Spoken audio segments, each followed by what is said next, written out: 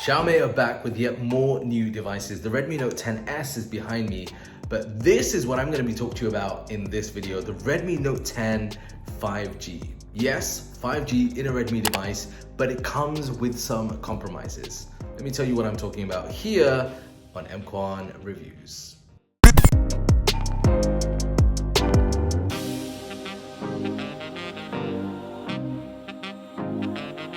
Now, before I talk about the device really quickly, as you would expect, Redmi have thrown in quite a lot in the box. To begin with, there's the paperwork. There's also a free plastic silicone see-through case, which is just incredible at this price point.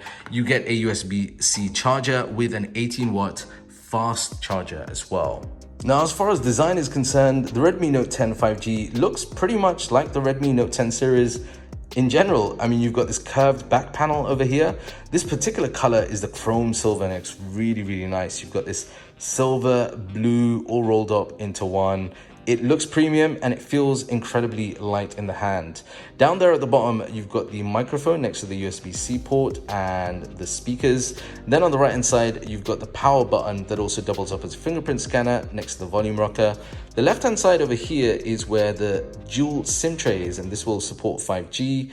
And then at the top, we've got the IR blaster next to, check that, 3.5mm headphone jack. All right, something I have to mention about those speakers, they are mono speakers down there at the bottom. So if you're going to be using this to watch YouTube videos or playing games, just be aware of the muffling that can take place.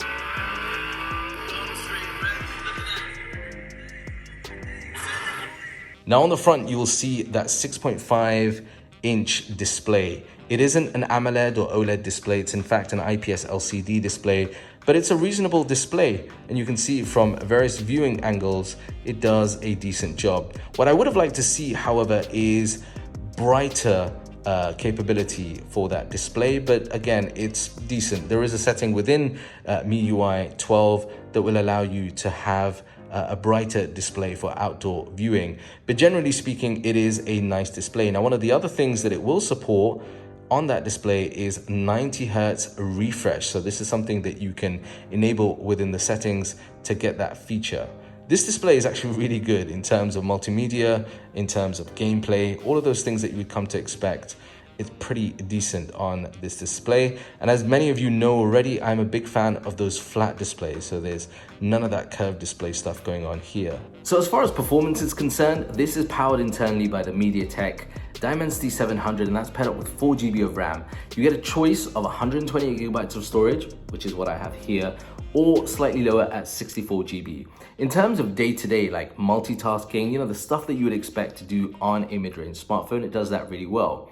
Gaming, and I've experimented with things like PUBG Mobile, Call of Duty, Asphalt 9, a few other games, playing around with that. It does reasonably well here. This really isn't a gaming focused smartphone, but if you're going to do basic to mid-range gaming, you should be perfectly fine on this. I was getting, for about 20 to 40 minutes extended gaming time, reasonable results. In terms of heating, there's no major heating issues here. It does get warm on the back, but nothing that sort of disrupts from that gaming experience. Now, as far as 5G is concerned, this has the 5G capabilities. This is really what the Redmi Note 10 5G is all about. 5G for me has been patchy because it's patchy here on the island that I live on. More often than not, I was getting 4G LTE generally, but when I did connect through to 5G, I was getting the 5G expected speeds. So decent speeds when it comes to 5G connectivity. Again, this is less to do with the device itself and more to do with 5G's availability depending on where you are. So as far as software is concerned, the Redmi Note 10 5G is powered by Android 11 and it has MIUI 12. I've spoken about MIUI 12 a lot recently because I've been covering a lot of devices from Xiaomi. It's a bit of a hit and miss with this. I certainly think that compared to previous generations of this skin, essentially from Xiaomi, it has improved. It's much more cleaner. It's a bit more refined. There is still some of that bloatware and some of those settings that won't appeal to everybody. But in terms of customization, you certainly do get tons of customization with MIUI 12. So when it comes to battery life, this has a whopping 5,000 milliamp hour battery inside, which is pretty decent. And I think for most people in terms of day-to-day use, this is going to be more than enough for what they require. In terms of charging, this has a fast charger. It's an 18-watt fast charger. It's not as fast as some of the other devices that come with the 33-watt chargers, but for most people, I think it will do a reasonable job. I mean, I was getting, with the testing that I've done, over a day's worth of use with that 5,000 milliamp hour battery in terms of social media and, you know, using this for gaming and also some multimedia as well. So on the back here is a camera bump, and I think this is where most of the compromises have been made on this device, because you do get a 48 megapixel main sensor paired up with a 2 megapixel for the depth and 2 megapixel for the macro. Now, generally speaking, that main sensor does a reasonable job in normal lighting. There is some pixel binning going on, but generally speaking, you are going to get good shots. Most people will be happy with those shots in terms of color accuracy, vibrancy. There is some slight oversaturation of color, but generally speaking, it does a good job. Now, in terms of the depth sensor, that is there for the portrait shots, and those are reasonable. The macro lens is that 2 megapixel, and it's just, I'm not a big fan of the macro on this device. It just doesn't do a good job in terms of detail and picking up the attention that you would assume would be taken from those macro shots. There is no ultra wide lens here, and I would have preferred to see that over the macro, so something to be aware of.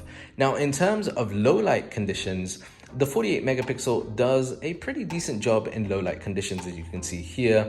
There is a night mode, and I would certainly recommend that, because the differences between the night mode turned on and off are certainly very apparent. There is some slight oversaturation of the colors, but generally speaking, most people will be happy, I think, at this price range for the camera capability.